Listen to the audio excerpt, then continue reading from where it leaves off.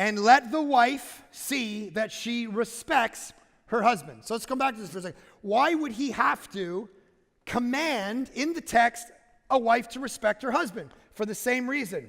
Because a wife naturally will love pretty easy. What she won't do is respect easy. A woman respects somebody slowly. And the reason is because the competency of a woman is just generally higher. All right, now here's what I mean. All right, let me illustrate this before the guys beat up on me, all right? When we were thinking 2 years ago about my need for an assistant, all right, meaning someone who's going to organize my calendar, organize my meetings, take notes, be able to organize, just generally deal with me. I'm very easy to deal with, but generally speaking, we were thinking about that. Here's what we never thought of doing. We never thought of looking for a male because they just suck at it, right? They're just, it's like, what was your email again? It's like, right? But women, because remember we talked about this corpus callosum, all right? It's a super highway of information. They can multitask. Where men, 2 roads, right? That kind of mode, right? And so for women, they can multitask. They're on point. But for men, it takes a little bit, all right? They have a different set of actual gifting. And so what does he call the women to do? He says, I want you to respect your husbands. What's the difficulty? Men sometimes make that hard, right?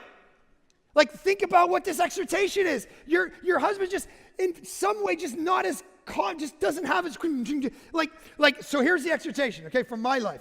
When my wife, when we're having a barbecue and she sends me out to get a couple tomatoes and some lettuce for the barbecue, and I come home with a red pepper and a head of cabbage, true story, at that moment, here's the exhortation from the Bible to her. Don't say, why are you dumb? When he comes home holding a cabbage and red pepper, your temptation is going to be to point out how moronic this all is, how incompetent this is. But what the Bible just said is don't do that. What you need to do is look at him and say, I respect your attempt at basic stuff, right? That's how you say it. It's like, you tried this simplest of tasks, and I'm glad you did try so hard. Because for a woman, the competency level is mind-boggling. For a guy, you send me out to get, here's why it's hard for her to respect me in that moment. Because she could have gone out, and she could have been on the phone, updating her stuff, grab 3 things, have kids run around her legs, just be like, boom, boom, boom, grab all this. All right, she could have done it all at the same time. Where I go out, I got no kids, no phone. I'm like, all right, here I go. Cabbage. I need one of these. And I get home, and I'm like, what? How could this be wrong? Multitasking versus simplicity. This is the precise reason the Bible has to actually command you to respect him. Respect him because he's going to make it hard.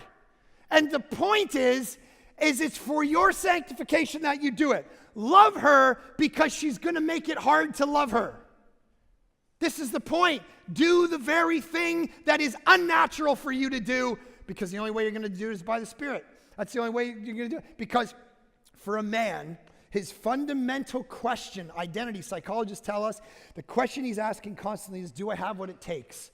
Do I have what it takes to lead? Do I have what it takes to lay down my life? Do I have what it takes to do this? Do I have what it takes to do this job? Do I have what it takes to, pour into my, do I have what it takes? Fundamentally, that's the question. When you respect him, that is you answering that question. Yes, you have what it takes. Yes, you have what it takes.